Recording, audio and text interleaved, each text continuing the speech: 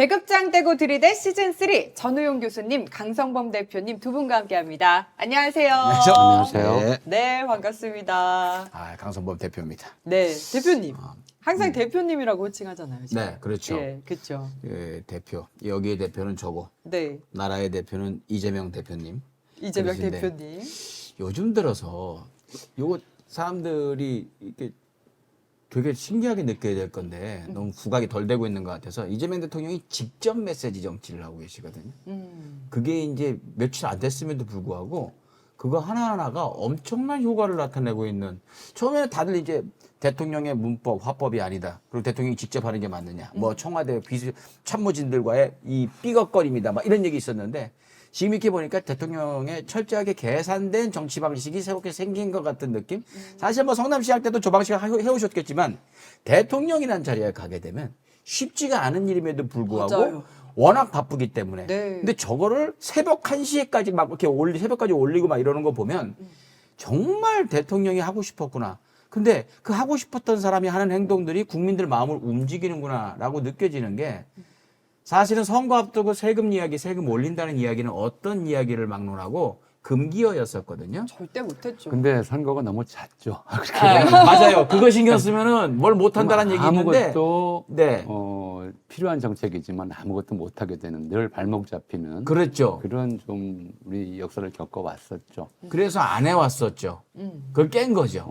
사실은 이제 대통령 단임이라고 하는 것 자체가 그걸 할 수 있게 만드는, 할 수 없게.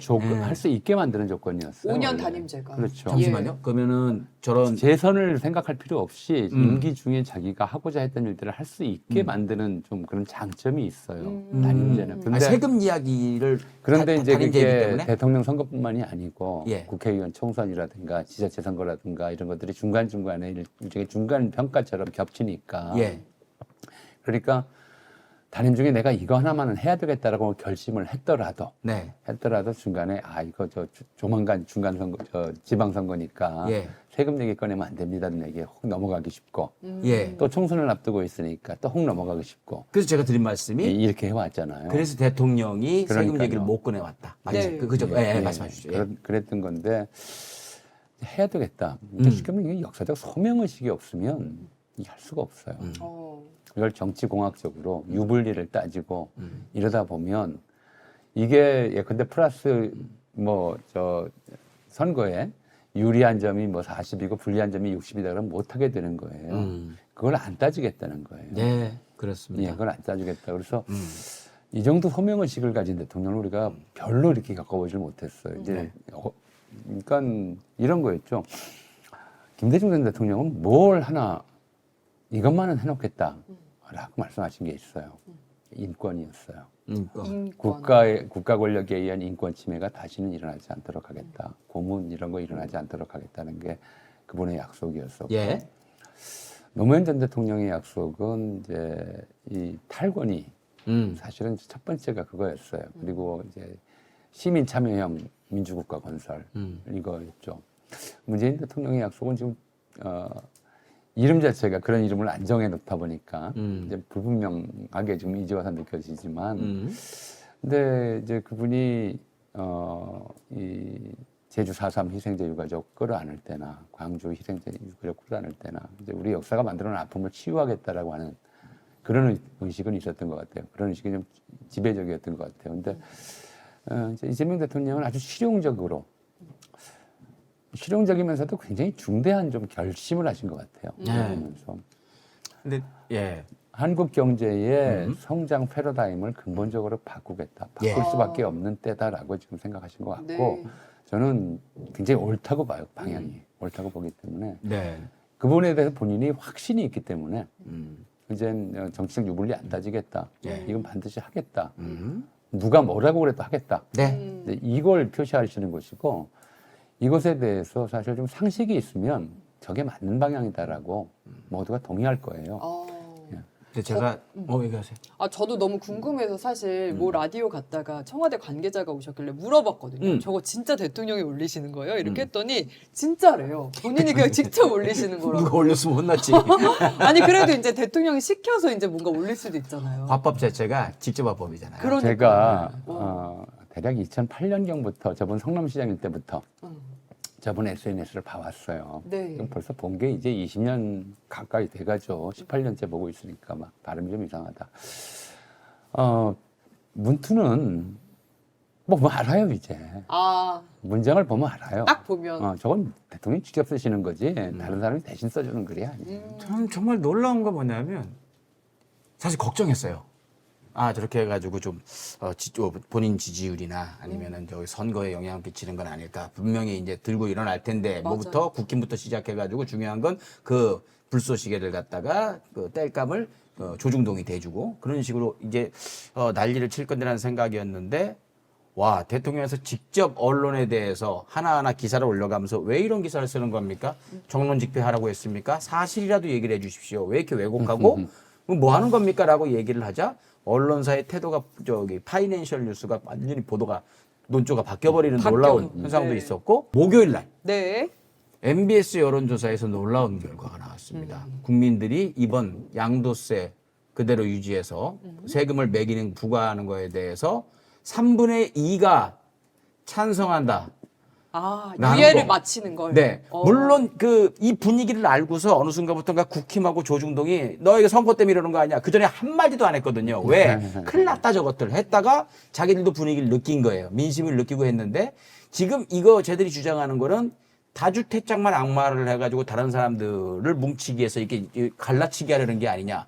아니었거든요. 그전에는 어떤 얘기라도 세금 이야기만 나오면 쟤들이 성공을 했어요. 작업을 해서 그거를 너희들 국민들 돈 다 뺏는다 해가지고 작업을 했는데 그걸 대통령이 직접 차단을 한 게 진짜 대단한 능력이다.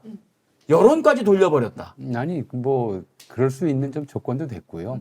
예를 들어서 노무현 대통령 당시에 종부세 처음 시행할 때 반지하 월세방 전세 사는 분이 이 세금 폭탄이라고 분개하는 종부세 한 20억 정도. 종부세를 평생 낼 이유가 없는 분이 세금 폭탄이라고 분개하는 그게 이제 그 언론의 공작 그리고 당시 한나라당의 공작에 먹혔던 이유죠. 맞습니다. 그렇게 이게 다른 단어들은 다 지워버리고 없는 세금 신설했다. 이제 이런 식의 좀 맡아도 흑색선전을 하면 그게 통했어요. 네. 근데 지금 그때로부터 지금 20년 좀 넘게 지났잖아요. 20년은 지나는 사이에 이른바 여론이 형성되는 좀 기술적 기초 자체가 완전히 달라졌어요. 맞습니다. 이제 더 이상 이런 좀 이 재래식 재래식. 언론들이 깔아놓는 그런 좀 담론 공작이죠.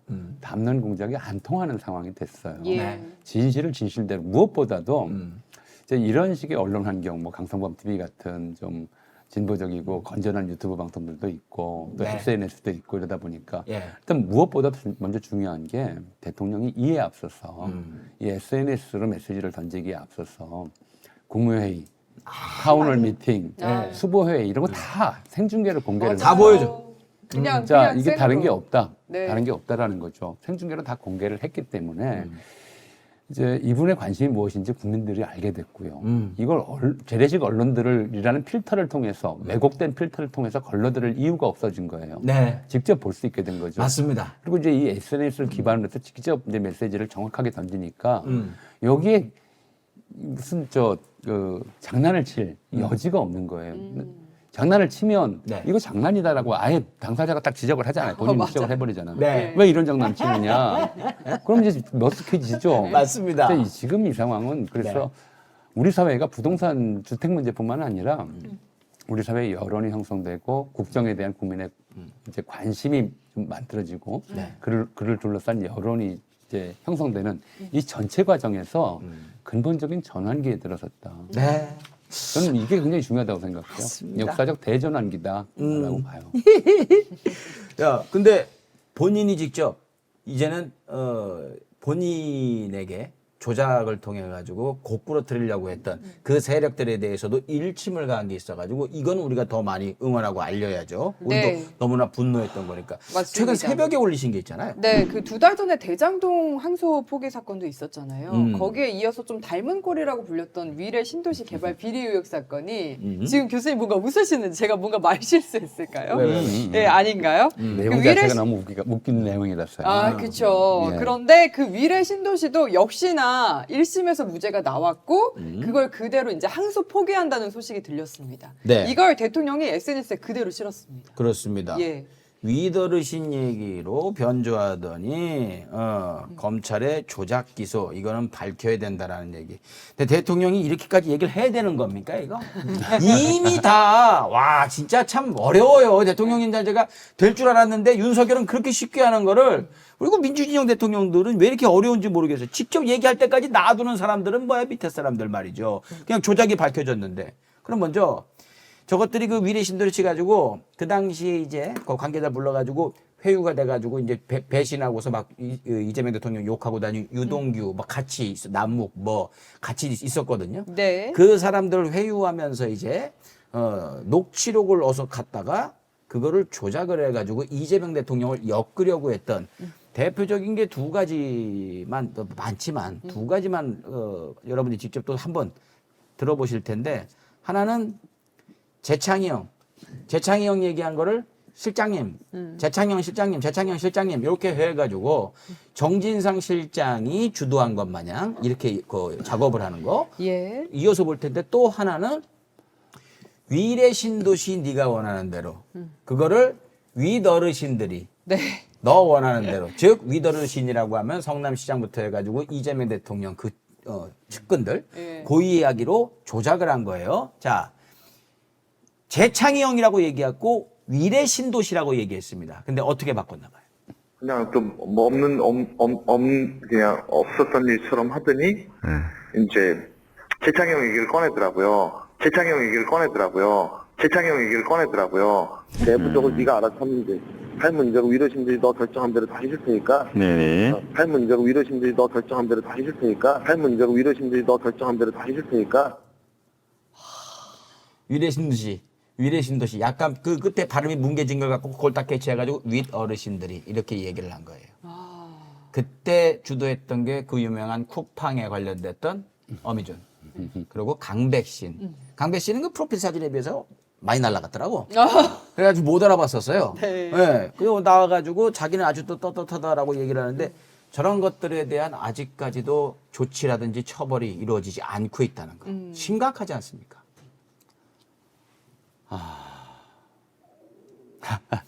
저 꼬르륵 소리가. 예, 한숨이 좀 나오죠. 몇 해 전에 모 공중파에서 이 청각과 시각의 상관관계에 대해서 방송한 적이 있어요. 청각과 시각에. 예, 아마 그걸 잘 봤나 봐요. 저 검사들이. 뭐. 그러니까 청각만으로 이렇게 들으면 들리는 것들이 네. 그 단어에 다른 글자를 써놓고 같이 자막으로 보여주면 시각이 우선적으로 반응해요.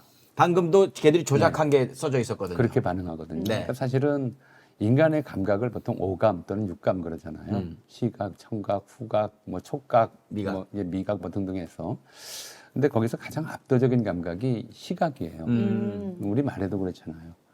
모든 말에 대해서 최종 판단은 바로 끝나요. 예, 맞아요. 먹어봐, 들어봐, 만져봐, 냄새 맡아봐. 네. 재밌다. 심지어 봐봐까지 봐봐.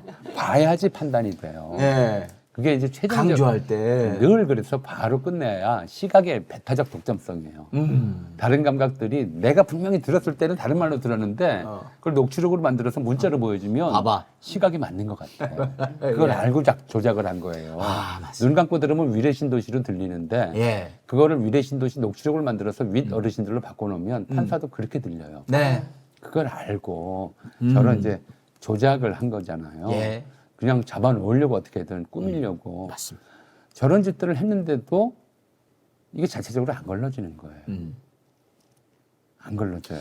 감정사들이 그 당시에 그 걔들은 항상 뭘 만들게 누구한테 뒤집어 씌워놔 책임 소재를 갖다가 그래놓고 쟤들이 그랬어야 하거든. 그 감정사들이 그랬다 그러는데 감정사들이 그 당시에 아닌데요, 저 문제제기 했는데요, 이걸 고백을 했어요. 그래서 이걸 갖다 알아봐라 했는데 그것조차도 덮어버렸어. 누가? 검사가. 그렇죠. 자기들이 자기들을 수사하기 때문에 전혀 문제되지 않는 거예요.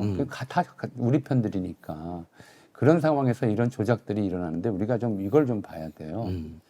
왜 이렇게 됐느냐. 노무현 대통령을 이제 비극적 사건으로 몰아갔던 네. 이른바 포괄적 뇌물죄라고 하는 죄목을 새로 만들어 놓고 주변 사람들이 받은 것까지 전부 이제 노무현 대통령 책임으로 돌렸던 그런 사건이 있었죠. 예. 이 사건에 대해서 박근혜 정권이 들어선 다음에 당시 최동욱 나중에 이제 혼외자 문제로 이제 트집을 잡아서 네. 쫓아버렸지만 윤석열의 상관이기도 했었죠. 네. 이제 검사가 검찰이 반성한다라는 얘기를 했었어요. 네. 근데 뭐 반성한 적이 없죠. 그리고 2019년 이른바 조국 일가 사냥 때도 네. 이 표창장 문제도 사실 수많은 증거 조작들이 네. 있었어요. 또 증거에 대한 임의적 채택, 네. 또 배척, 예를 들어서 의심스러운 부분들이 있잖아요. 위법적 수집도 있었고요. 있었고, 근데 동영대 총장이 표창장 대장을 날려버렸단 말이에요. 네. 증거 인멸이에요. 근데 그게 중요한 증거라고 주장하면서 증거 인멸 행위를 묻지도 않는 네. 그런 식의 특이한 사냥을 하면서 성공했어요. 이걸 윤석열 대통령을 만들었죠. 네. 검찰은 이제까지 심지어 예를 들어서 그 유명한 강기훈 유서 대필 조작 사건이 있어요. 그 다음에 유우성 간첩 조작 사건이 있어요. 민주화 이후에 일어난 사건만 놓고 보더라도 그 사건에서 증거들을 다 조작을 했어요. 그때도 강기훈 유서 대필 조작 사건도 국과수 쪽하고 같이 협력한 거거든요. 필적이 아닌데도 필적이 맞다고 감정을 해가지고 이제 한 거잖아요. 근데 이 수많은 증거 조작 사건에서 이걸로 인해서 처벌받은 검사가 단 한 명도 없어요. 아, 그게 진짜 증거를 조작해서 이기면 상을 받는데, 네. 그리고 증거를 조작하지 못해서 기소하지 못하면 오히려 벌을 받는데, 증거를 조작해서 기소해서 승소하면 상을 받아요. 그럼 어떤 검사가 증거 조작의 유혹을 뿌리칠 수 있겠어요? 증거 조작하면 나 이거 출세하겠는데? 이건 이렇게 조작하면 되겠는데? 이런 생각들을 하잖아요. 그럼 이건 구조도 문제네요. 구조 자체가 문제예요. 그러니까 이번에 이재명 대통령이 이렇게 말씀하시기 굉장히 잘했다고 생각하는 것이, 잘하셨다고. 이 사람들은 이제 기본적으로 이 강남 3구표하고 정치적 멘탈은 같다고 보시면 돼요. 거기 사니까 또 거기 사니까 네. 정치적 성향은 똑같은데 그 성향에서 증거를 조작해서 누군가를 괴롭힐 수 있다면 그게 성공한다면이라고 하는 것이 늘 이제 그래서 이 사람들이 윤석열이 이명박 정권을 좋아했고 또 전두환이 정치 잘했다고 하고 하는 게 그런 것들이거든요. 그리고 다른 검사들도 다 비슷해요. 네. 이런 와중에 이제 이런 조작을 한 거죠. 아직까지 한 번도 받은 사례가 없고 그 유명한 이제 간첩 조작 사건은 별건 기소까지 해가면서 피의자를 괴롭혔는데도 대통령실로 영전에 갔단 말이에요. 그런 기억들이 쌓이다 보니까 조직 문화가 저렇게 돼버렸어요. 조작해서 해도 벌은 안 받고 성공하면 출세한다. 네. 이런 식의 문화가 한 번도 고쳐져 본 적이 없기 때문에 이번에는 좀 문화를 고치는 계기가 돼야 돼요. 아까 얘기했듯이 조작하면 틀을 다 바꿔버려야 돼요. 아예. 예컨대 이제 이재명 대통령께서 하신 말씀이 굉장히 중요한 말씀이에요. 이제 주가 조작하면 패가 망신한다. 네. 검사한테 증거 조작하면 패가 망신한다. 이거 보여줘야 돼요. 패가 망신해야 돼요. 네, 시켜야 돼요. 저렇게 증거를 조작해서 한 사람의 인생을 나락으로 몰아넣든 한 사람이든 한 집단이든 나락으로 몰아넣고 그걸 발판으로 해서 출세한 사람들. 네. 이런 사람들 어떻게 되겠어요? 이제 우리가 악의 평범성 또는 악의 진부성 뭐 이런 얘기들을 많이 하는데 똑같아요. 시스템이 그렇다고 주장을 하는데 예를 들어 아이만 유대인 많이 죽여서 그걸로 상 받았잖아. 네. 그걸로 진급하고 그걸로 이제 그 신임을 얻고 자기 성공을 해서 남을 죽인 거예요. 네. 네. 그러니까 그런 자들은 살려둘 수 없다는 맞습니다. 것이 인류의 합의였단 말이에요. 그럼요. 예. 아, 근데 예. 근데 남의 피눈물을 통해서 자기들이 성공의 발판을 삼으려고 한다? 네, 그렇습니다. 어떤 이제 간단하게 한 거 아니다 말. 우리 또 시간 좀 아, 잠깐 그게 힘들다 이게. 요거만 말씀드릴 예. 거예요. 사람에게 욕망이 있고 탐욕이 있어요. 음. 욕망과 탐욕을 어떻게 구분하냐면 남을 괴롭혀야 이룰 수 있는 욕망이면 그건 탐욕이다. 아, 그건 죄다. 그러네요. 욕망은 다들 있어요. 네. 욕망 없는 사람이 어디 있어? 그럼요. 모든 사람들이 욕망이 있고 욕심이 있지만 남의 피눈물을 빚고 채울 수 있는 것이라면 남에게 눈물을 흘리게 해서야 채울 수 있는 거라면 그거는 죄다. 이거 인식해야 될 것 같아요. 네. 말씀하셨듯이 쟤들은 법관으로 있어도 법으로 사람을 잣대를 들이대는 게 아니고 만들어서고 나와서도 쟤들은 법리로 변호를 하지 않아요. 전화 한 통으로 그쵸. 덮는 걸로 만드는 예. 걸로 그렇게 해오기 때문에 법 없이 법관으로 있는 애들이다. 그래서 저것들을 뿌리치 없애야 된다. 그래서 이 검찰개혁에서도 이렇게 사람들이 굉장히 예민하게 반응하는 그런 이유가 아닌가 이렇게 생각이 듭니다. 예. 저 위례 신도시 그 무죄를 쭉 이게 나왔잖아요. 놀라운 건 거기 이재명 무죄는 또 없어요. 이재명 대통령은 거의 넣지도 못했어. 진짜 나쁜 놈들이에요, 정말. 예. 그 유명한 그 검사놈이 와가지고 남욱 변호사한테 당신 배 갈라가지고 장기를 다 꺼낼 수도 있어. 애들 생각해야지. 당신만 살아? 이걸 했던 거예요. 이런 말을 이놈들이 얼마나 많이 반복을 했을 거예요. 그 수많은 사람들한테. 진짜 아니, 그거 가지고 화내면 안 돼요. 네. 2002년도에 중앙정보부에서 고문하고 고문단 피해자를 기소하는 정도 하다가 네. 이제 김대중 정권 때 이 중앙정보부의 국내 수사권을 폐지했잖아요. 그다음부터 검찰이 무소불위가 돼요. 그럼 어디서 하냐면 검찰이 고문을 해요. 경찰에 있는 수사관들에 그런 사람들을 배치하는 건가요? 그러니까 2002년도에 예. 검사실에서 사람이 죽었어요. 2002년도에 2002년도 월드컵에. 2002년도 10월인가 검사실에서 수사받던 피의자가 또 32살밖에 안 된 젊은 피의자가 죽었어요. 예.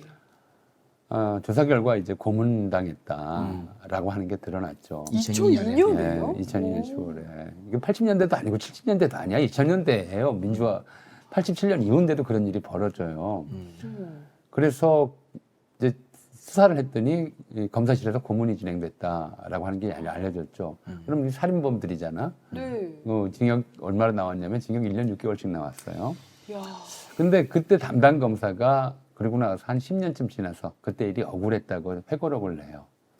회고록에 뭐라고 쓰냐면 시스템의 문제로 인해 발생한 일인데 그거를 왜 검사 개인에게 뒤집어 씌우냐. 무뎌진 거네요. 부당하다. 이렇게 생각하면 그러니까 그거에 비하면 직접 고문해서 자백을 만들어내던 그 2002년에 20년째 참 좋아진 거야. 저렇게 녹취록 조작하고 네. 문서 조작하는 거는 그때에 비하면 또 다른 방식으로 검사들이 이제 발전한 거예요, 나름대로는. 예. 그리고 친인권적인 됐다고 주장할 수 있는 거지. 고문은 안 하니까 이걸 발전했다고. 어쨌든 고문은 안 하죠. 근데 다른 고문을 하지. 지금 심리적 고문을 그렇죠. 하잖아요. 네, 육체적 맞아요. 고문 그러니까 대신에. 본전 생각도 해야 돼요. 우리가 어떤 시대를 지나왔는데 지금은 그나마 낫다라는 생각.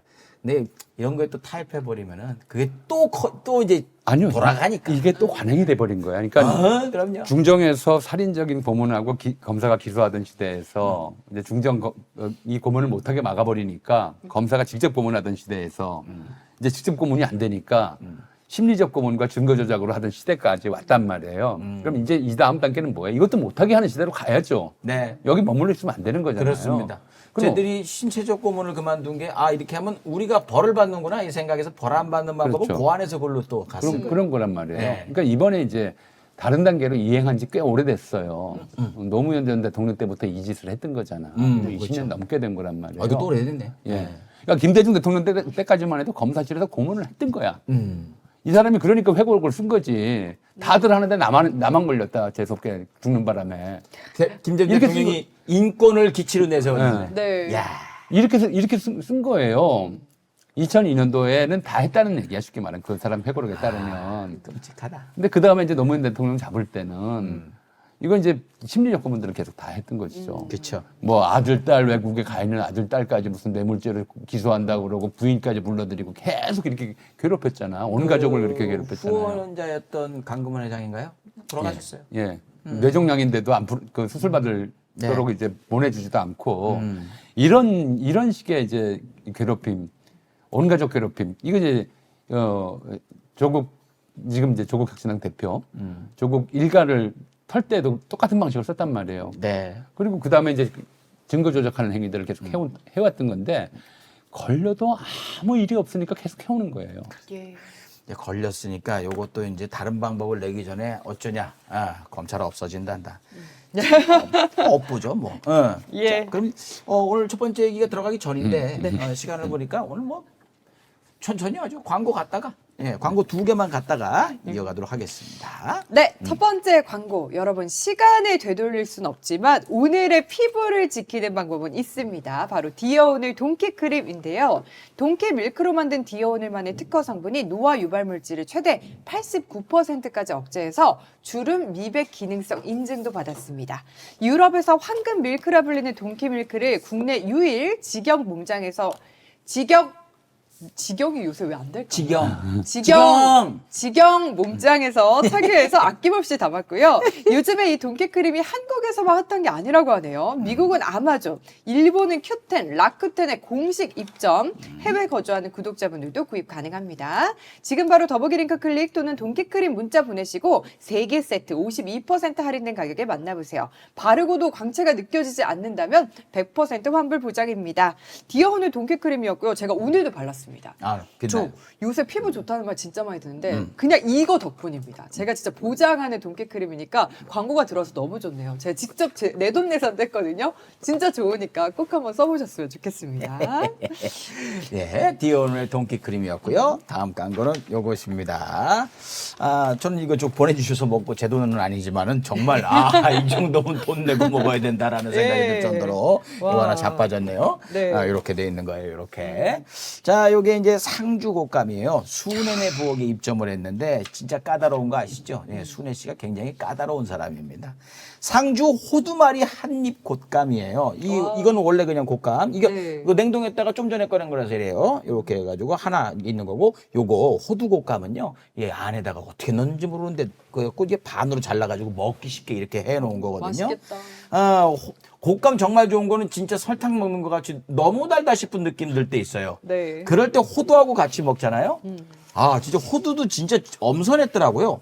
호두도 굉장히 맛있습니다. 네. 그래서 요거 같이 먹으면 이렇게 단맛도 중화가 되면서 그 끝에 이제 호두 향이 싹 입안에 퍼지는데 진짜 최고급 간식이다. 한국인의 최고급 간식이 아닌가 싶을 정도로 정말 고급스럽고 맛있는 게 곶감이 수내내에 들어왔습니다. 요거 이제 명절 얼마 안 남으셨으니까 명절 선물로 주문하시면은요 케이스 이렇게 해가지고 보자기 해가지고 보냉 가방까지 해가지고 수내내 먹입니다. 무료 배송으로 그 지인 선물 본인들 드시는 집으로 안전하고 싱싱하게 보내드린다 말씀드리겠습니다. 자, 검색창에 수내내 부엌 치시면 되고요. 상주 호두마리 한입 곶감 자세히 살펴보시고요. 말씀드린 모든 광고들 방송 끝나고 댓글창 맨 위에 링크 걸어놓을 테니까 그거 클릭하시면 돼요. 광고 여기까지입니다. 네, 명절에 선물해도 너무 좋겠네요. 상주 곶감. 다들 좋아하실 것 같습니다. 정말 맛있어요. 네, 그러면 첫 번째 소식부터 같이 살펴보시죠. 그 한 2달 전쯤이었나요? 네. 그 한덕수 전 총리 재판에서 막 난리쳤던 변호사들 다 기억하실 겁니다. 네. 이하상 그리고 전우현 변호사.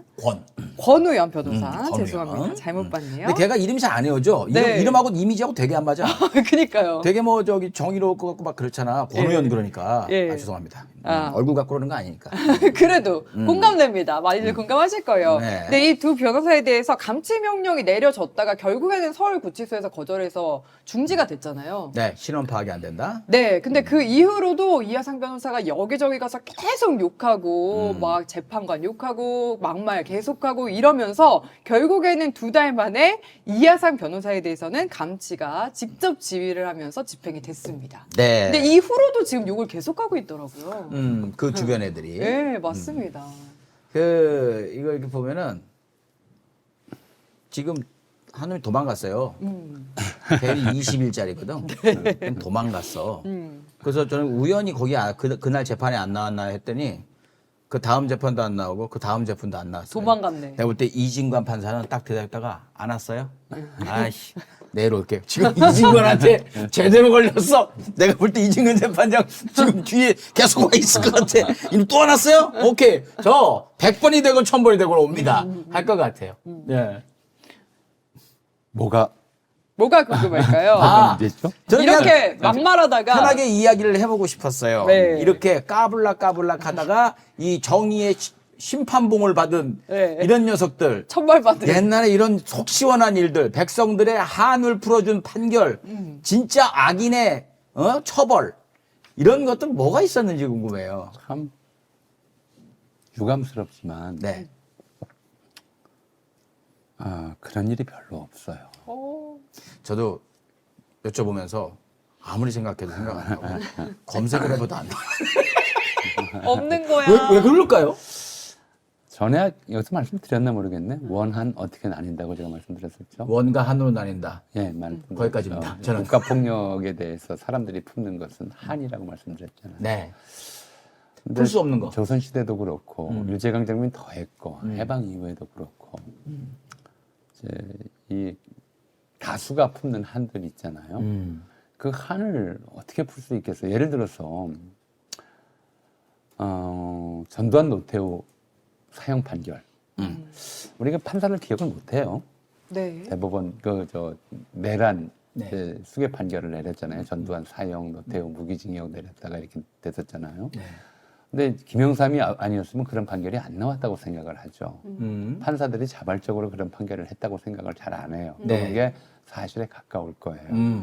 한 번도 우리는 이제 이런 좀 국가폭력 범죄에 대해서 어떤 용기 있는 판사가 대놓고 저항을 한 적이 거의 없어요. 그리고 그 해원을 원한을 풀어주는 거죠. 네. 해원을 국가 차원에서 제대로 한 적도 없어요. 2004년에 노무현 전 대통령이 이제 탄핵됐다가 돌아온 다음에 업무 복귀한 다음에 열린우리당이 그때 그 직후 선거에서 아주 수라설 과반수가 네. 됐다가 곧 이제 검찰 수사로 몇몇 사람이 이제 당선 취소가 되고 과반을 곧 잃었죠. 네. 근데 그 와중에 추진했던 좀 개혁 법안 중에 하나가 과거사기범법이었어요. 과거의 국가폭력의 진상을 규명해서 억울한 피해자들의 한을 좀 풀어주자. 그걸 이제 그래서 만들어진 게 진실 화해를 위한 과거사정리위원회, 약칭 진화인데 네. 이름을 좀 이상하지 않아요? 진실 화해를 위한이에요. 화해. 예, 진실을 밝히되 네. 가해자의 책임은 묻지 않겠다는 아. 그런 내용이에요. 거기서도 처벌이 안 되네요. 너무 세니까 그 가해자 집단이 그동안 이렇게 국가폭력에 앞장서서 고문했던 사람들, 죄 없는 사람들, 기소했던 사람들, 이 사람들한테 사형 판결 내리고 무기징역 내렸던 사람들 다 사회상 한다 하는 사람들이에요. 힘센 사람들이라고요. 판사, 전직 판사, 전직 검사, 전직 뭐 중정 부장 뭐 이런 사람들이 다 이게 이 가해자의 핵심인데 이 사람들을 어떻게 처벌하겠어요? 처벌하겠다고 하면 또 그걸 또 엄청난 난리가 날 거 아니에요.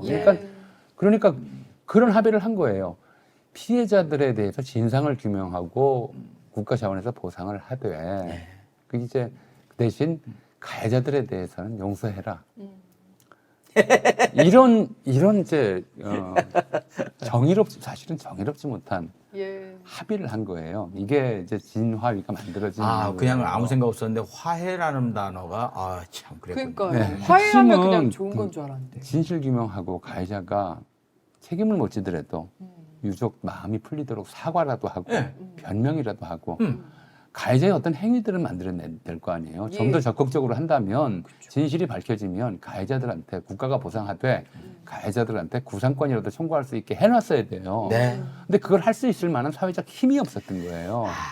그래서 그냥 진상은 규명하겠지만 가해자들은 책임을 묻지 않고 밝혀지더라도 익명으로 처리하겠다 이런 식의 어정쩡한 입장을 만들어 놓은 거예요. 근데 그 와중에 이제 그 당시 이제 새로 대법원장이 되신 분이 이용훈 대법원장이에요. 이용훈. 그러니까 각 정부 내에서도 그동안 우리가 잘못한 게 이런 독재 정권 시절에 협력하면서 잘못한 게 얼마나 많은지 한번 우리 스스로 반성하자. 반성하는 취지에서 대법원 산하에 이제 과거에 이른바 재판에서 문제가 있는 것들을 한번 추려보자 하는 200여 개를 추려요.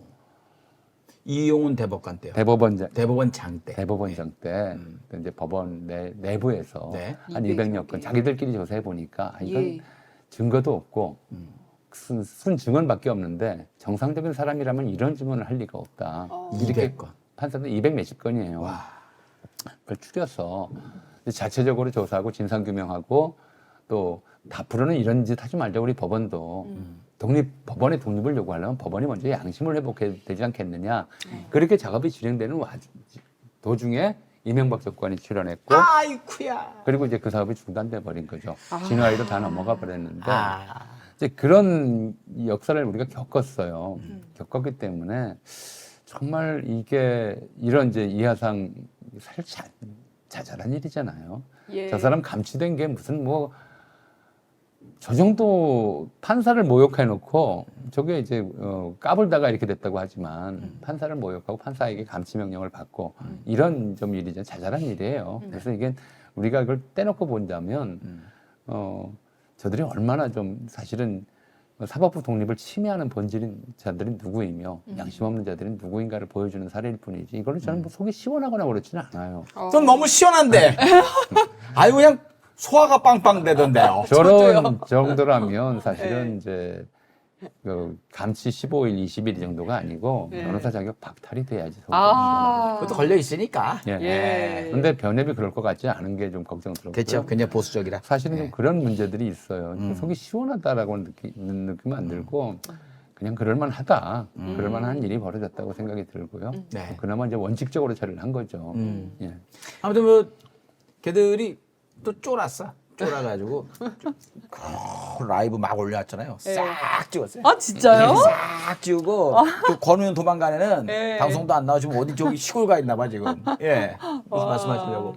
그러니까 예. 이제 그 이하상이 씨가 그랬다고 그랬던가요? 네. 뭐요? 뭐 나치 비밀 경찰처럼 몰라. 그 주변이. 그래서 그 하나만 있는데 감치되고 나서 그 하나만 딱 걸어놓고 거기 류승수라고 맨 처음 이하상의 콤비였어요. 근데 얘도 눈치를 깐가 이러다가 나도 감옥 들어가겠구나 변호사 못한다 이 생각이 들었는지 글쎄 빠져갖고 어쩔 수 없을 때만 같이만 나오는 애가 류승수라는 애가 있었는데 걔가 혼자 방송을 합니다. 거기서 이런 얘기를 했대요. 이진관 판사가 이렇게 집행을 한 것은 나치 시대 비밀 경찰이 집행하는 것처럼 와서 했다. 네. 또 전문 아니십니까? 이제 나치에 대해서. 그쵸. 뭐, 궁금했어요. 정말 비밀 경찰이 아니죠. 어처구니 없는 얘기죠. 사람이 좀 그 역사에 대해서 많이 모르는 것 같아요. 역시. 뭐 그냥 편한 말로 많이 모른다고 지금 두 글자로는 무식이잖아요. 네. 비밀 경찰은 일단 경찰인지 몰라야 돼요. 네. 판사가 판사라고 밝히고 오면 이제 비밀 경찰은 아니죠. 네. 정당한 판사로서의 감치 명령 집행인 거니까. 그걸 뭐 어떻게 비밀 경찰이 했다 그래? 비밀 경찰은 경찰 신분인 걸 숨기고 대중 속에 숨어 들어가서 혹시라도 체제에 비판적인 발언을 하는지 안 하는지 몰래 듣고 네. 그리고 만약에 그런 발언이 있다면은 영장 인구 뭐고 없이 바로 집행하는 자들이 그렇죠. 비밀 경찰이에요. 그냥 잡아가면. 비밀 경찰이 있었다면 비밀 경찰처럼 했다는 말을 하려면 어떻게 해야 되냐면 노상원이 왜 이 종이 절단기를 준비시켰느냐 이걸 보면 돼요. 나치 시대 친위대 비밀 경찰 그리고 일제강점기 우리 조선인 밀정들 또 소련의 이른바 스탈린 시대의 게시타포 이런 집단들을 우리가 비밀 경찰 보통 그렇게 불러요. 비밀 수사 좀 집단들. 이 집단들의 특징은 어디에 그 집단들을 재현하려고 한 자가 누구였냐면 윤석열이었어요. 영장 없이 체포한다. 첫 번째, 영장 없이 체포할 권리를 가져야 돼요. 그래야 비밀 경찰이 일을 할 수가 있죠. 네. 그 다음에 영장 없이 처벌할 수 있는 권리도 가져야 돼요. 그래서 노상원이가 종이절단기 준비시킨 거잖아요. 네. 영화 자르겠다고. 예. 패세이지라는 영화가 있어요. 뭐 패세이지. 그 영화 한두 개가 뭐 이걸 다룬 건 아닌데 네. 안소니 퀸이 나온 꽤나 이제 그것 때문에 배우가 유명하니까 유명해진 영화인데 거기 보면 이제 나치가 레지스탕스러운 의심스러운 사람을 잡아서 고문하는 방법이 나오는데 그게 손가락을 하나씩 절단하는 거였어요. 너무 끔찍해. 노상원이 그 방법을 쓰려고 했던 거죠. 작도. 작두로. 이제 그런 자들 좀 돼야 비밀 경찰처럼 네. 했다라고 얘기를 할 수 있겠죠. 예. 그래서 저는 비밀 경찰이 고문하는 그 잔혹함. 근데 얘들이 지금 비밀 경찰을 기왕에 얘기했으니까 기왕 그렇게 해주자. 90일 동안 그렇게 해주면은 억울하지는 않잖아요. 그 작두 좀 우리가 사서 좀 보내줘야 되는 거 아닌가? 어디 리본 달아가지고. 건방진 네. 얘기를 합니까? 네. 그 실제로 그 나치한테 당한 사람들의 원혼이 있을 텐데 싸가지 없이. 에휴. 근데 아무 때나 그런 말들을 써요. 그 사람들은 자기들이 그렇게 그 짓을 하면서 맞습니다. 이게 전에도 한번 말씀드렸던 것 같아요. 굉장히 제가 좋아하는 역사의 명언 격언인데 네. 뭐라고 이제 오르테가 이 가세트라고 하는 스페인 역사 철학자가 한 말이에요. 오르테가 이 가세트가? 예, 이름이 그래요. 좀 길어요. 네. 그래서 뭐라고 그랬냐면 팔이 긴 것 같아. 인간에게 본성이란 없다. 그에게는 오직 역사가 있을 뿐이다. 이렇게 아. 얘기를 했어요. 인간에게 본성이 없다요? 본성이란 없다. 그에게는 오직 역사가 있을 뿐이다. 왜 그런 얘기를 했냐면 피카소 그림 중에 게르니카라고 있잖아요. 네. 게르니카의 학살이에요. 네. 이른바 파시스트 프랑코가 스페인을 이제 장악하면서 게르니카 마을 전체에 전투기를 동원해서 완전히 폐허로 만든 사건이 있었어요. 대학살이었죠. 네. 같은 스페인 사람이 스페인 정권을 잡기 위해서 스페인 사람들을 학살하는 이 꼴을 봤을 때 스페인 사람의 일원으로서 아 우리 스페인인이 이렇게 인간성이 더러운 존재들이었나 이런 회의를 한 거예요. 근데 이게 이 본성의 문제가 아니다. 이 역사가 이렇게 만들어 놓은 것이다. 라고 이제 깨달은 거죠.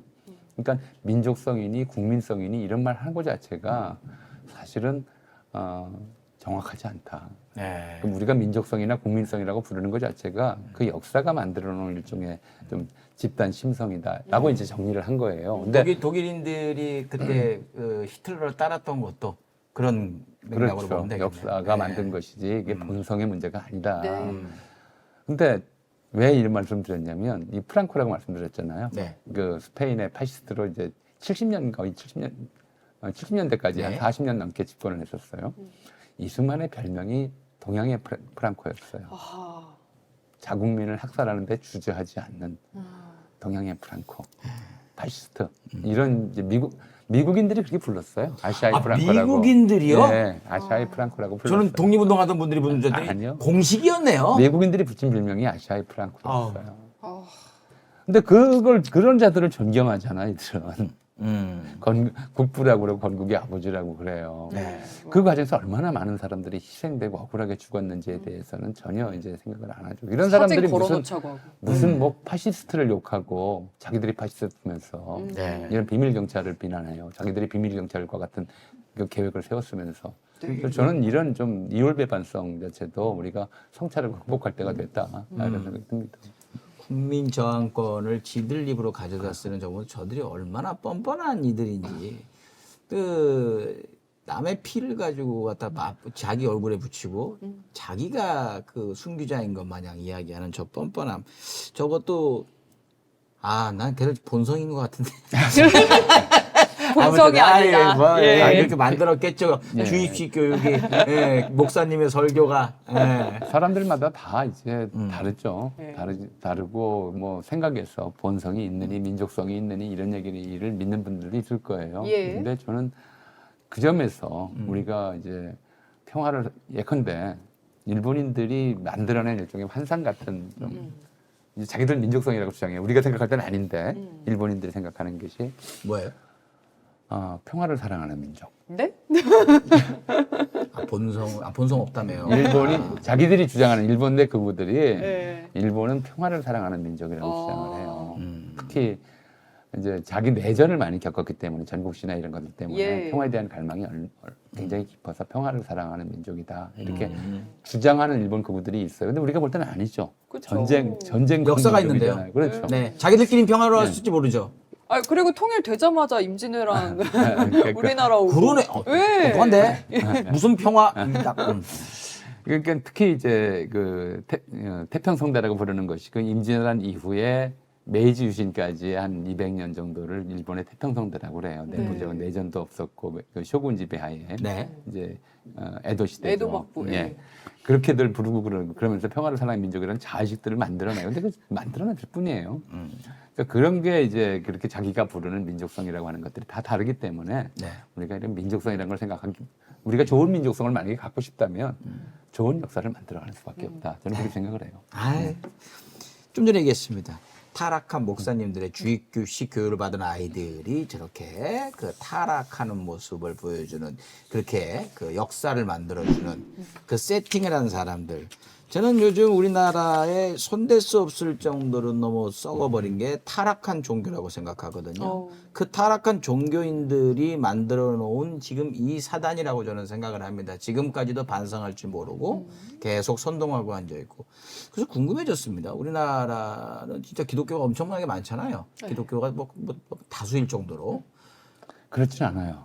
그래요? 예전에는 한 60%가 기독교다. 뭐 이제 이런 최근 얘기였는데. 30% 선은 통계가 나오고요. 어머, 많이 줄었네. 그 하는 중에서도 대로 그렇게 바뀌는구나. 네. 이제 3대 종교 보통 가톨릭, 불교, 이제 기독교 그러는데 네. 그 중에서 신자 감소 속도가 제일 빠른 종교가 기독교예요.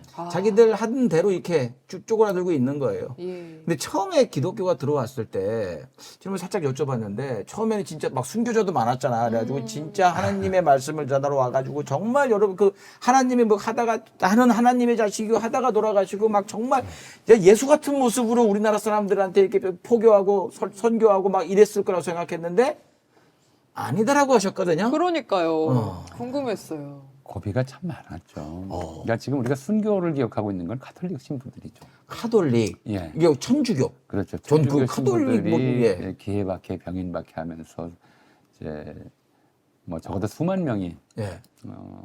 이제 순조 때 그리고 대원군 때 학살당했고 수만 명이요? 그렇죠. 병인박해에서만 한 8천 명, 또 기해박해까지 해도 하면은 10,000명이 훨씬 넘고요. 와. 또 이제 대개 이제 초기에는 양반 남인들이 이제 많이 이걸 주도했지만 이제 대원군 때쯤 되면은 평민들, 네. 천민들이 이제 신자가 됐었고. 그래서 우리나라에 결국은 순교자가 제일 많대야. 예. 순교자가 많을 뿐만 아니라 예. 이제 최초의 세례교인이 이승훈이고요. 중국에 일부러 가서 세례를 받았어요. 이승훈. 중국에 가서. 예. 예. 그 소식을 듣고 로마 교황이 울었어요. 선교사도 파견 안 했는데 제 발로 찾아와서 세례받은 사람이 있다. 나라가 있다. 선교사 파견 전에 자생적으로 천주교 신자가 생겨서 중국까지 찾아가서 세례받는 일이 나오는 이런 좀 기적이었죠. 그러니까 특히 유럽에서 종교개혁이 난 다음에 유럽 천주교 카톨릭이죠. 네. 카톨릭에 대한 이제 그동안의 뭐 면죄부 판매, 신부들의 타락 이런 것들에 대한 좀 비난 여론이 높으면서 네. 좀 천주교 자생운동, 자정운동이라고 하는 차원에서 유럽에서 한편에서는 개신교, 켈빈교라든가 루터교라든가 개신교 종교개혁이 일어나는 한편에서 원래 이 카톨릭 교계는 동방이나 아프리카 쪽으로 눈길을 돌리면서 동방 선교들을 시작하는 것이고 그 와중에서 뭐 중국, 아프리카, 중동 이런 쪽, 그 중앙아시아 이쪽에 선교사들을 파견하기 시작했는데 네. 선교사를 파견하기도 전에 한국 내에서 네. 자생적으로 신자가 생겨서 세례받으러 왔다는 것 때문에 한국은 카톨릭 땅 사상에서는 기적의 땅이었어요. 근데 우리나라는 남다르긴 하네요. 그에 앞서 이제 중국과 일본에는 신자들이 먼저 그 선교사들도 파견돼 있었고 신자들도 있었고 정보를 얻을 수가 있었죠. 아담살 성경 같은 거를 좀 받아오셨나? 예, 네. 뭐 인조 때 소현세자가 탕양망 아담살과 접촉하기도 했었고요. 그 사람들한테 이제 서양의 자명종 시계, 천리경 그리고 이제 성경 이런 것들을 받아오기도 하면서 그게 퍼지면서 이제 학문적으로 이 서학이라고 해서 이걸 연구하다가 그리고 이제 이걸 신앙으로 받아들인 사람이 나타나게 되고 네. 이래서 이제 자생적 천주교가 생긴 땅인데 이게 네, 그래서요. 네, 이제 쭉 어떻게 되나? 이 얘기 다 하기는 끝이 없으니까. 그러니까 지금 그러니까 예. 개신교는 그와는 별도로 물론 개신교에서도 이수정처럼 일본에 가서 이걸 먼저 받아들인 사람, 또 중국에서 이 성경을 네. 개신교가 쓰는 성경을 한글로 번역하는 작업을 했던 사람 이런 사람들이 속에 있었지만 한국의 개신교가 본격적으로 발을 딛게 된 계기는 1884년 84년이죠. 네. 박신정변 나던 해 이제 미국 선교사 알렌이라는 사람이 선교의사 알렌이라는 사람이 들어오면서부터 본격적으로 한국의 개신교가 자리 잡게 기독교가? 됐어요. 예. 구분할게요. 천주교하고 둘 다 그리스도교지만 천주교와 개신교라고 구분을 하자면 네. 개신교가 들어오게 되고 그리고 이제 이 알렌 이후에 뒤에서 이제 스크랜턴 이거 참 긴데 다 말씀드리기 어렵고 얘기를 하려면 네, 그게 딱 대표적인 것만 예, 말씀해 이제 주시면 미국에서 돈을 받고 선교본부가 돈을 주고 네. 이 선교사들이 그 돈을 통해서 조선 선교를 하겠다고 들어오게 되는 거예요. 이에 앞서 1882년에 조미수호 통상조약이라고 해서 미국과 조선 사이에 통상조약이 체결되니까 네. 네. 미국 내에서 이 새로 통상조약을 맺은 조선이라는 나라에 대한 관심이 높아지고 여기도 선교사를 보내야 되겠다라는 생각이 들었던 거죠. 네. 잠깐만 좀 말씀을 드릴게요. 네. 그 직전에 미국의 남북전쟁이 끝나요. 네. 남북전쟁이 1860 몇 년인가 끝나거든요. 네. 그 남북전쟁이 끝나면서 원래 남북전쟁 중에 미국은 두 개로 분열되어 있었어요. 네. 남군의 나라와 북군의 나라. 그 정도 저도 압니다. 예. 네. 그러면서 이제 미국의 개신교계도 두 개씩으로 분류가 돼요. 오. 장로교도 남장로교, 북장로교. 아, 진짜요? 네, 감리교도 남감리교, 북감리교 아하. 이렇게 분리돼 있었어요. 남북전쟁이 끝난 다음에도 이 분리된 체제가 그대로 남은 거죠. 남은 다시 안 합쳐지고. 안 합쳐지고. 그래서 이게 각각이 이 우리나라의 선교사들을 각자. 신기하다. 네. 북장로회 출신, 남장로회 출신, 북감리회 출신, 남감리회 출신들이 각각 선교사들을 따로 선발해서 파견하고 예. 그들 사이에 일부 경쟁도 있고 또 일부 협력도 있고 뭐 이런 일들이 벌어지죠. 뭐 그 자세한 내용은 다 빼고요. 간단히 말하면 초기에는 이제 그런 두 가지의 이른바 선교 방침 사이에 대립이 있었어요. 어떤 방침이냐면 알렌이라는 사람은 이제 북장로회 선교사인데 원래는 중국에 파견됐다가 중국에 가기로 한 이제 선교 단체가 있는데 거기 목사가 은퇴하겠다고. 갑자기. 아니 원래 선교본부에 그렇게 편지를 보내요. 네. 그럼 저 사람 은퇴하면 그 자리로 가라 그랬는데 도착하고 나니까 이 사람이 은퇴하겠다는 사람이 번복해요. 나 은퇴 안 해 이러는 거예요. 뭐야? 이게 갈 데가 없어져요. 예. 그래서 거기서 떠들고 있는데 야 마침 조선이란 나라랑 우리가 수교했다 그러니까 한번 거기 가봐라. 그래서 자기 마음대로 저 선교본부에다 편지를 쓰고 나 임지를 조선으로 변경하게 해주십시오 하고 그냥 들어왔던 거예요.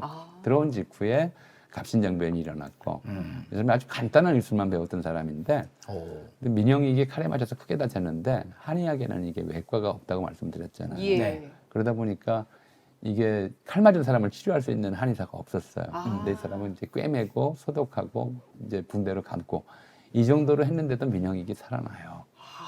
그 당시에 100만 냥을 사례비로 받았다고. 야, 그거 100만 냥이요? 어마어마한 돈이에요. 얼마지 그러면? 저- 받은 거예요? 네, 예. 민영이 간대 사례비로. 보통은 멋있는 미담은 저는 돈 때문에 온 게 아니고 뭐 하시는 겁니까? 하나님이 보고 계시오. 그래서 이 알레는 나중에 이제 그래서 이게 이 돈독이 올라가지고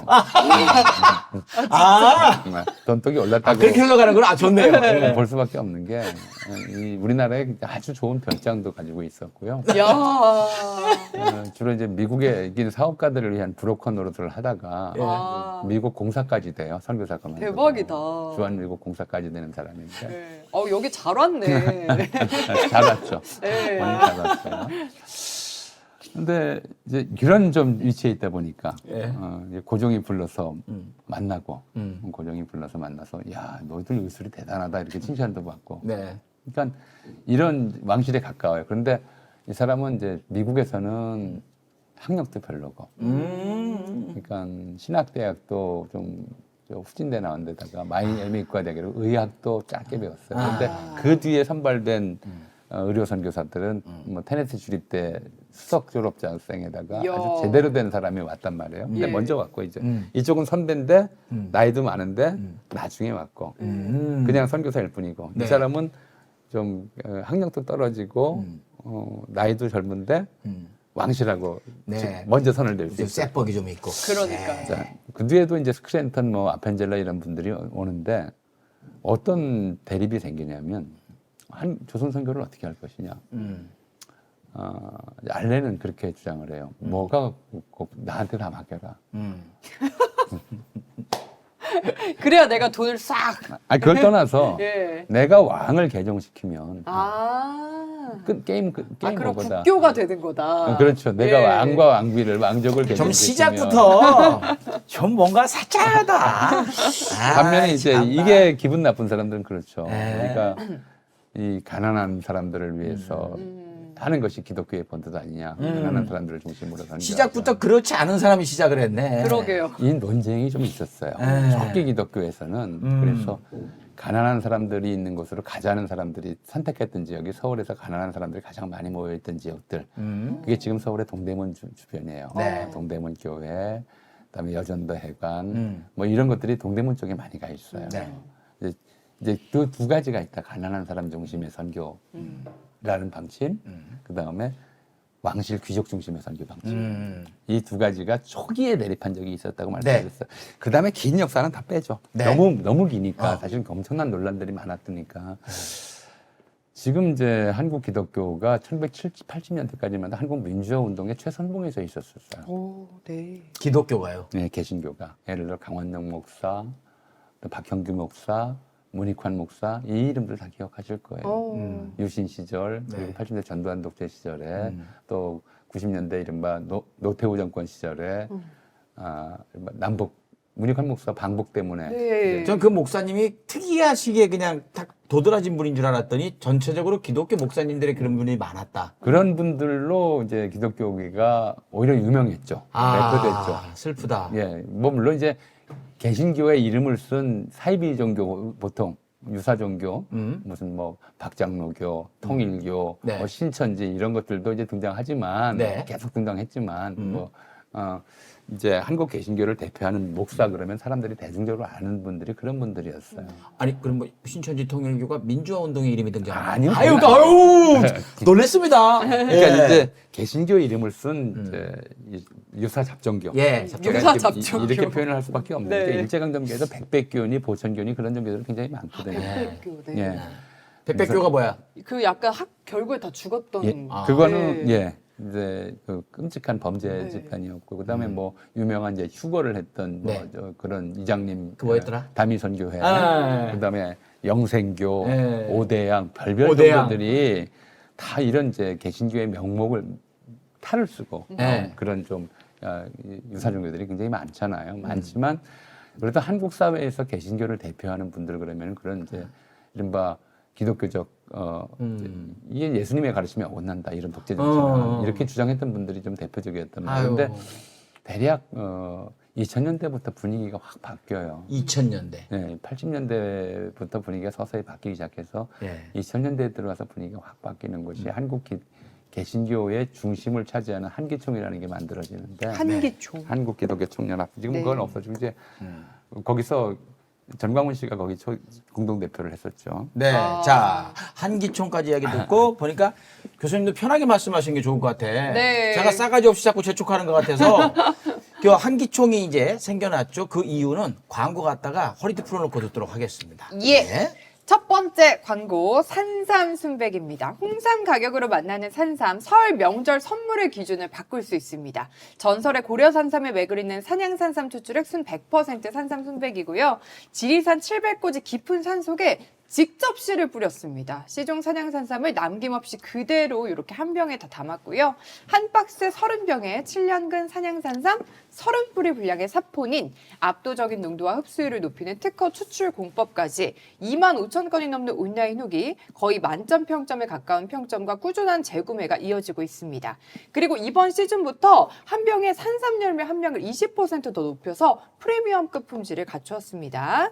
이 산삼 열매는 다시 산에 뿌리면 산삼이 되는 귀한 씨앗으로 가격의 희소성 때문에 쉽게 쓰지 못하는 원료라고 하는데요. 그럼에도 불구하고 기존보다 더 풍부하게 담아서 사포닌 함량을 높였다고 합니다. 1+1 이벤트 계속 진행 중이고요. 여기에 순백 10병까지 추가로 그냥 드린다고 하네요. 올 명절에 선물은 지리산 천년의 기운 품격의 산삼 순백으로 전해보세요. 검색창에 산삼 순백 검색하시거나 전화 문의 1666-1080인데 제가 설 명절에 선물 많이 해봤잖아요. 산삼 순백의 반응이 제일 좋았습니다. 맞습니다. 어르신들이 진짜 좋아하십니다. 느낌 다르다 하십니다. 예. 또 이거 하나 사면은 세 분께 선물할 수 있네요. 맞아요. 귀한 분 두 분. 그냥 조금 좋은 분 덜 하나. 좋은 분으로 하죠. 좋은 분 하나. 좋은 분, 좋은 예, 분. 산삼 순백 되겠습니다. 네. 자, 오늘 마지막 광고입니다. 수내내 부엌에 명란 선물 세트가 들어왔습니다. 야. 이거는 봉지를 덮어놔야 돼요. 이거 귀한 예. 거라서. 이게 어우. 알명란, 그냥 오리지널 명란인데 자연 네. 그대로의 저염과 숙성으로 맛을 낸 짜지 않은 명란젓 선물 세트입니다.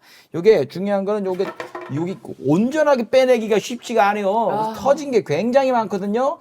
가격이 저렴하거나 뭐 이런 것들은 여기에 터져가지고, 근데 그것도 맛있습니다만은 선물할 거고 명절에 내가 먹어도 좀 이쁜 거 드시는 게 좋잖아요. 이거 처음에 왔을 때 빛나거든요. 이거 네. 온지 한 일주일 됐는데도 아직도 이렇게 색깔이 좋네요. 색깔이 너무 좋네. 예, 알이 터지지 않았습니다. 추출한 알을 바로 급냉시켜가지고 신선하고 육즙이 많은 아주 귀한 명란입니다. 먹어보면 알죠. 이거 명란 솥밥으로 드시는 분도 계실 것이고 명란 버터구이 그리고 명란 파스타도 많이 드실 텐데 와. 저는 그냥 요거 하나 딱 꺼내가지고 참기름 뿌리고 그 다음에 깨딱 해가지고 하시다가 탁탁 끓여 먹는 거 있잖아요. 환상입니다. 이게 살짝 껍데기 뜯어갖고 안에 거 살짝 밥에 이제 밥도둑도 이런 밥도둑이 없다. 근데 이 명란 정말 제대로 고급 라인하는 거 드셔보시면 압니다. 좋은 분들께 귀한 분들께 나를 위해서 설 명절 세트 명란 선물 세트로 수내내 부엌 검색해 보시면 되겠습니다. 010-7203-6857로 문자 주문하셔도 돼요. 오늘 말씀드린 모든 광고들 방송 끝나고 댓글창 메뉴에 링크 걸어놓으니까 그걸로 클릭하셔도 돼요. 광고 여기까지요. 네, 이제 저희 편하게 이렇게 불러놓고 자, 그렇게 해가지고 막 네. 대립이 있다가, 그래서 이제 저기, 어떻게 흘러오면서도 훌륭한 목사님들은 계속 있었어요. 그래서 민주화 운동 당시에도 어마어마하게 사람들을 갖다가 규합시키고 앞에서 이끌었던 많은 훌륭한 목사님들이 있었습니다. 그런데 2000년대 초반부터 분위기가 바뀌어집니다. 왜? 한기총이라는 데가 생겨났답니다. 그걸 분위기가 바뀌어서 생겨난 거죠. 조금 그러니까 제가 이 얘기는 네. 한두 번에 할 수 있는 얘기가 아니라고 말씀을 드렸는데, 많은 오해의 소지도 있고, 또 이게 들으시는 분들 중에 기독교에 사이 밝으신 분들도 다 계시니까, 네. 이제 네. 몇 가지만 많은 부분을 생략했다는 거, 생략했다는 거. 예. 예. 이거 좀 생략해서 안 되는 몇 가지 부분만 말씀을 네, 드릴게요. 첫 번째로는 한국에서 이제 개신교가 급속히 확대되는 데는 이제 6.25 전쟁이 큰 역할을 해요. 네. 전쟁 때 확대가 돼요? 예. 이제 6.25 전쟁이라는 상황에서 남한에 있는 사람들조차도 예. 공산주의자라는 혐의로부터 자유로울 수가 없잖아요. 누구든지 간에.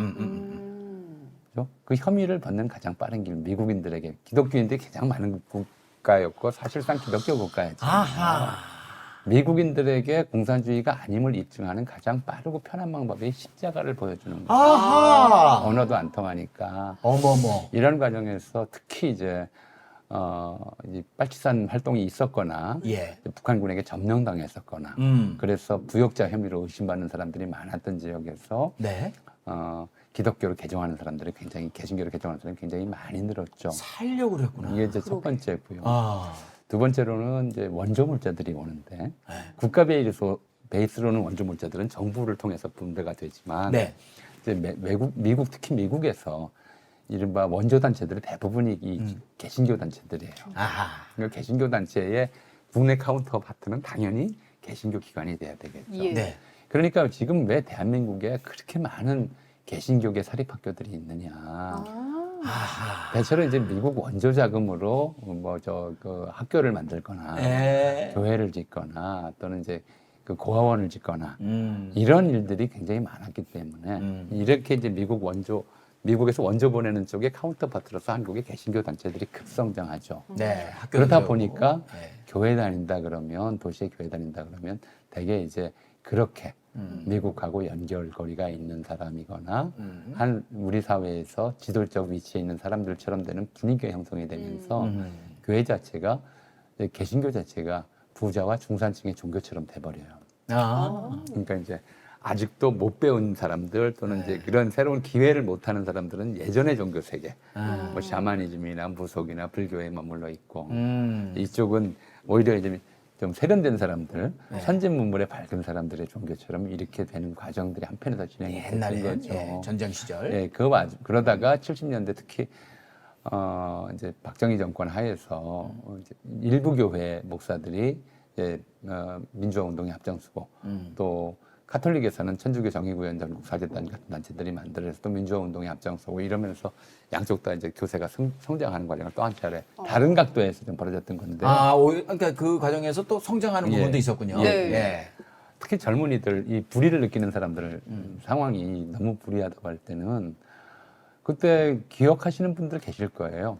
그러니까 1970년대 말부터 80년대 초까지 두 단체가 정부의 공안 당국의 집중 공격을 받았어요. 하나가 도시산업선교회.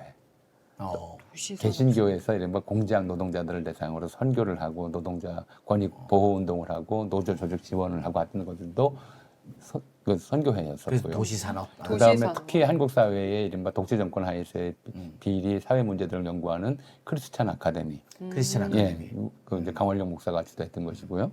그다음에 또 하나는 JOC라고 해서 가톨릭 노동 청년회. 이런 단체들 또 가톨릭 농민회 이런 단체들이 활동하면서 양쪽 다 이제 70년대, 80년대 이렇게까지 이 교세가 확장되는 현상을 보였는데 80년대부터 강남 개발이 본격화하고 예. 강남이 부자 동네가 되잖아요. 네.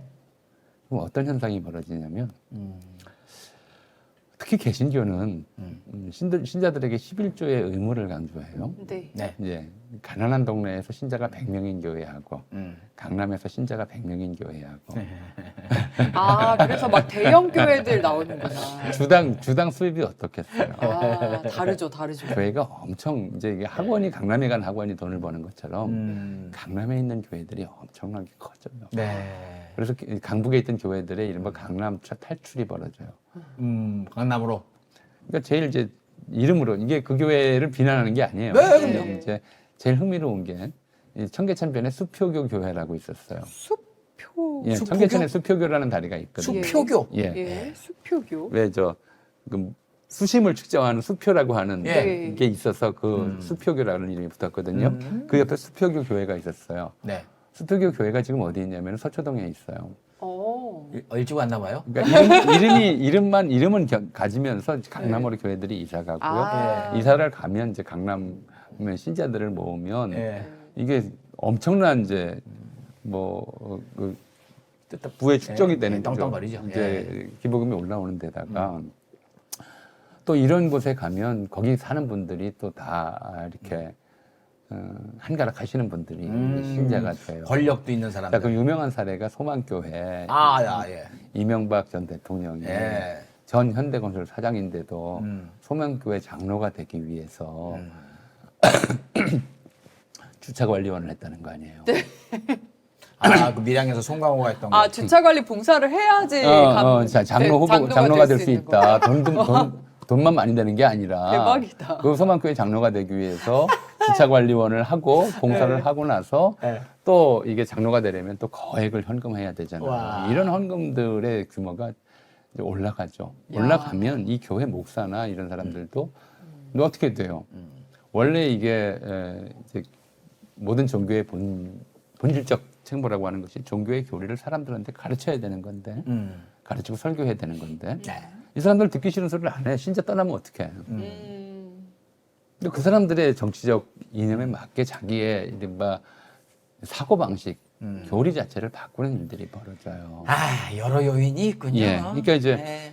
이게 개신교가 특히 이게 강남교회가 이렇게 성공을 하고 크게 성장을 하고 심지어 세습파도 문제가 안 되고 무슨 공공부지를 마음대로 쓴다고 그래도 막 다 허가해주고 그렇죠. 이런 걸 보니까 모든 교회가 강남교회처럼 되고 싶은 거예요. 아하. 전체가 그걸 따라가는 거죠. 네. 따라가는데 저렇게 해야지 이게 부자들이 교회에 오는구나. 네. 아직도 세금 안 내죠. 안 내죠. 네, 원래요. 세금 안 내죠. 그러니까 이게 11조라고 하는 시스템화에서는 부자 신자를 많이 확보하는 게 제일 중요해요. 그럼 부자들의 마음에 맞는 이야기를 하는 게 중요하죠. 그렇게 하다 보니까 서로 따라가는 거죠. 이해관계가 맞아서 목사와 신도가 맞아서 이렇게 된 거군요. 그렇죠. 상호교류하는 거예요. 아이고 참. 아이고. 우리 사회의 극우의 핵심들이 과연 누구냐? 극우 기득권자라고 부르는 이 윤석열 라인이었단 말이에요. 그 사람 그렇게 몰려 있는 거예요. 조희대도 그렇고 우인성도 그렇고 그제 저 명태균 무죄 판결했던 그런 판사들도 그렇고 우리가 왜 다 저러냐 저 사람들이 판결이 이상하다. 우리가 보통 사람의 일반적인 상식으로는 이해할 수 없는 사고방식을 가지고 있잖아요. 전광훈이 얘기하는 것도 그렇고 손현보가 얘기하는 것도 다 그래요. 저 사람들이 좀 이상한 사람들 아닌가 그런데 그게 그 사람들의 상식이에요. 그게 하나의 이른바 사회 계급이 서로를 그 사회 계층이 서로에게 영향을 주면서 서로의 이른바 자기들만의 확증 편향에 사로잡혀가는 과정이거든요. 그 명태균 판결한 그 판사 역시나 우인성 판사 같이 TK 출신의 걔가 명품을 먹고 싶어가지고 저기 인천공항 무슨 면세점에 있는 힘 있는 사람하고 짝짝꿍을 해가지고 10% 가격에 예. 명품 하다 걸렸어. 그래갖고 지금 조사받을 준비하고 있는 애가 명태균 무죄 내렸어. 아, 10% 가격도 자기가 낸 게 아니에요. 면세점 직원이 카드를 그랬을 썼어요. 거예요. 예. 그리고 자기가 현금으로 이렇게 대신 줬다고 그러는데 했다고 알 수가 하는데. 없고요. 근데 지가 재판받을 놈이 저런 재판을 내린 거야. 그러니까 우리 사회의 이른바 기득권층 또는 사회의 여론주도층 이런 사람들이 서로 모이면서 자기들의 확증 편향을 강화하고 그런 것들을 목사를 통해서 다시 다른 사람들에게 전파하고 네. 이런 과정이 2000년대 특히 이제 한기총을 중심으로 해서 만들었다고 말씀드렸는데 자, 한기총. 2000년대부터 그게 본격화하면서 예. 이제 오늘날에는 아직도 그런 목사들이 있어요. 윤석열 퇴진 기도회를 하고 하는 목사들이 네, 있는데 그 목소리 들었습니다. 네, 예. 있는데도 굉장히 적어요. 예. 한국 기독교계에서 무슨 뭐 이 5%나 되려나 10%나 되려나 굉장히 적어졌고 한국 기독교의 주류는 완전히 극으로 지금 돌아가 버린 개신교의 주류는 돌아가 버린 것 같은 그런 양상까지 보이고 있잖아요. 그게 저는 한두 가지로 된 게 아니다. 일단 좀 강남이 성장하면서 강남이 부자 동네가 되고 그 부자 동네에 부자 교회들이 만들어지고 이들이 단지 부자 기득권층으로서만 존재하는 것이 아니라 한 사회의 여론 주도층으로 자리를 잡고 네. 그러면서 이제 그들의 목소리가 인구수에 비해서 훨씬 더 크게 퍼지는 이런 상황이 만들어졌기 때문에 이제 그런 거죠. 이걸 그래서 목사들에게만 책임을 돌릴 수 있는 것도 아니고 우리 사회가 진행되어 온 방향이 그렇다고 봐야 돼요. 네. 아무튼 돈과 권력을 향한 욕망, 그 탐욕이 이 기독교, 대한민국 기독교의 타락을 이끌었다. 우리가 생각한 그대로인데 이 역사적인 배경하고 같이 들으니까 오늘 더 이해가 탁 되고 하는 것 같아요. 근데 역시나 돈이었구나, 권력이었구나. 네. 아이고. 그리고 한편으로는 이게 좀 개선의 여지가 없어 보여가지고 답답하기도 아니요. 합니다. 예. 맞아요. 대선은 우리가 지금 이재명 대통령 부동산 정책이 성공할 거냐 말 거냐 궁금해 하잖아요. 네. 이게 이제 두 가지 요소들 때문에 전 성공할 거라고 봐요. 하나는 이제 그 주택 시장 말고 주식 시장이라고 하는 이제 큰 시장을 대출제. 열어놨다는 것이고요. 하나는 그냥 놔둬도 인구가 줄어들기 때문에 주택을 떠받칠 다음 세대가 없어요. 이게 정말 심각하거든요. 네. 어떤 것도 인구를 못 이겨요. 그래서 이제 지금 3, 40층으로 재건축한 이런 아파트들은 앞으로 3, 40년 후에 네. 절대로 지금 방식으로 재건축을 못 해요. 수요가 있어야지 살 사람이 건축비가 나오죠. 있어야죠. 네. 게다가 한 자녀만 낳다 보니까 지금의 젊은 세대들 중에는 자기 부모, 조부모, 외조부모, 심지어 삼촌, 이모 아파트까지 물려받아야 되는 사람. 재밌다. 혼자서. 그런 한 경우가 그러고 싶다. 나올 수 있어. 완전히 오고 자기 뭐 아빠 엄마 친척들 중에 결혼 안 하고 뭐 아니 자녀 없고 이런 사람들이 있으면 그게 다 전부 자기한테 와요. 맞습니다. 집은 그렇게 많아지는데 팔 데는 없고 그렇죠. 전세 줄 데도 없어요. 그런 문제가 앞으로 몇십 년 안에 금방 와요. 그에 대한 경고가 필요한 거거든요. 마찬가지로 개신교가 저렇게 되다 보니까 우리 사회 부자가 많아요, 가난한 사람이 많아요. 가난한 사람이 많죠. 특히 청년들 네. 가면 헌금 제대로 11조 제대로 나세요라는 얘기는 계속하고 그래야 천국 간다고 그러고 부자들이야 부담이 안 되죠. 젊은 층은 부담이 되는 데다가 예. 맨날 부자들 듣기 좋은 소리만 하는데 거기 가고 싶겠어요. 네. 그러니까 이제 계속 이 신자는 줄어들고 이미 만들어진 배출된 목사들은 많고 적은 신자들 계속 줄어드는 신자들 두고 있는 목사들끼리 경쟁해야 되고 이런 상황들 때문에 저는 뭐 저희 영향력은 저럴수록 더 네. 빨리 붕괴된다. 아. 네. 근데 앞으로도 이 완전 핵심 지역의 부동산은 저들이 무슨 수를 쏘더라도 계속 유지는 시킬 거예요. 왜냐하면 예전에 비해서 요즘은 시골에 안 가려고 하잖아요. 시골 아파트는 진짜 그냥도 오세요라는 집들도 많이 있고 예전에 시골집도 같이 올라오고 그랬었어요. 근데 그게 불과 한 10년 그 사이에 지금 시골집은 집으로 안 쳐 사람들이 맞아. 다 수도권의 집만큼만 생각하는 거야. 이게 점점 하다 보면 이제 내 집이 신경 안 쓰는 집이 되고 또 동경의 대상은 또 줄어들고 하면서 끝까지 저것들은 저들은 근데 강상범 대표께 한 가지만 좀 우리가 참고로 생각하려고 하는 게 있어요. 그럼 네. 나라가 망해요. 이번에 이제 이 대통령이 기업인들과 모여서 네, 간담회. 지방 투자하라고 그랬어요. 기업들이 지방에다가 뭐 몇백조를 투자하겠다고 약속을 했고요. 이 나라에 5천만 정도 되는 인구 규모의 나라에 반 이상이 서울과 경기 지역에 모여 살아요. 예. 그리고 인구는 줄어드는데 이 추세를 계속 더 강화시켜야 돼요. 만약에 지금 이제 저 강남이나 이런 특정 지역의 아파트 값을 계속 높은 상태로 유지시키려면, 근데 지역을 개발하고 지역으로 내려올 추세라고 그러거든요. 그럼 이제 지역의 사람들이 살아야 되면 이쪽은 아무래도 비어요. 빌 거기 때문에 저는 이제 이 지점이 일종의 좀 이 부동산을 둘러싼 또는 주택을 둘러싼 싸움의 현장이 될 거라고 생각하고요. 저는 역사를 평생 공부해온 사람으로서 이거 한 가지만 말씀드릴 수 있어요. 어떤 것도 인구 그래프를 못 이긴다. 어떤 것도 인구 그래프는 이길 수가 없어요. 네. 우리 자식 때는 집 때문에 고통받는 사람이 없었으면 좋겠습니다. 한 가지 더. 제가 하나도 안 물려줄 거거든요. 아, 정말요? 한 가지 더. 아. 자율주행 자동차 시대가 오잖아요. 네. 지금 도시들에 있는 엄청난 주차 문제들 다 해결돼요. 아, 그래요? 너무 좋겠다, 그러면. 그럴 수도 있겠네요. 예. 지금 자동차라고 하는 거는 예. 현대인이 굉장히 효율을 중시하는 현대인에게는 가장 황당한 물건이에요. 하루에 2시간만 쓰고 네. 22시간을 세워놔야 되는 거예요. 아, 자동차가. 예, 22시간을 세워놓을 뿐만 아니라 그 세워놓는데도 항상 돈이 들어요. 예, 주차비 들고. 땅을 차지하고 있죠. 자율주행 자동차 시대가 되면 그때도 이제 고급차를 사는 사람들은 있겠지만 차를 가질 이유가 없어요. 그럼 수많은 주차장이 다 비어요. 그럼 굉장히 많은 이제 선물 같은 땅이 아, 돼요. 대중교통을 이용한다는 겁니까? 아니 차를 예. 부르면 5분 안에 와요. 빈 차가. 그것도 주차장이 있어야 될 거잖아요. 계속 돌아다녀요.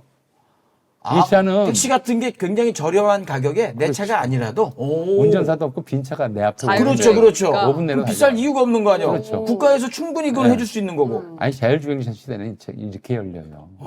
이 얘기 더 자세히 들어봐도 재밌을 것 같아요. 그거는 이거 과학인데 이거 너무 아니 실제로 이제 자동차가 만들어 놓은 세상이 있고요. 예. 자동차 때문에 변해버린 세상이 있고요. 이 자동차가 운전자가 필요 없는 자동차로 바뀌게 되면 또 어떻게 세상이 바뀔지 우리가 충분히 예상할 수 있는 거잖아요. 네. 그런 것들 때문에 이제 앞으로 우리의 이른바 삶의 방식, 우리가 지금 대전환을 AI 때문에 겪는 대전환이라고도 얘기하는데 네. 이 대전환의 시대를 지금 이재명 대통령이 다행스럽게도 미리 내다보고 계신 거예요. 저렇게 지금 이제 집값을 안 잡아놓으면 막상 인구 절벽으로 인한 집값 폭락의 시기 때 곡소리 나요. 네, 충격이. 미리 안전장치를 만들어 놓는 과정이죠. 중요한 건요. 이런 정책을 통해서 인구가 안 줄어들어요. 이미 이제 추세는 그러니까 예. 늦추던가 멈추게 하던가 바꿀 수가 그걸 없어요. 해야죠. 그러니까 알겠는데 예. 이런 게 그런 거에 도움이 됐으면 좋겠다라는 말씀. 나라가 소멸되면 안 되지 않습니까? 예. 그런 차원에서 말씀드렸습니다. 일단 저부터 좀 반성을 해야 되겠네요. 아주 불효자야. 아니 불애국자요. 애국자가 아닌. 네. 뭐 저도 그렇게 생각을 했었는데 네. 요즘 AI 발전 속도를 보니까 우리가 노르웨이나 스웨덴처럼 인구 몇백만 인구가 돼도 버틸 수 있을지 모르겠다 생각도 들어요. 저는 그 생각은 했었어요. 계속 지금도 그렇습니다만은 이렇게 인구가 줄어든다고 해가지고 최상류층들이 걱정하는 거 그거 걱정할 건 우리는 아니다. 쾌적한 삶을 위해서 줄어드는 그 정도는 괜찮은데 겁주는 사람도 있잖아요. 인구 소멸된다 뭐 이런 얘기. 그렇게는 안 돼야죠. 알겠습니다. 저희 그러면 오늘은 이 기독교 역사까지 들어보면서 좀 마무리하고요. 다음 주에 개떼들 더 재밌는 내용 가지고 돌아오도록 하겠습니다. 함께해 주셔서 감사합니다.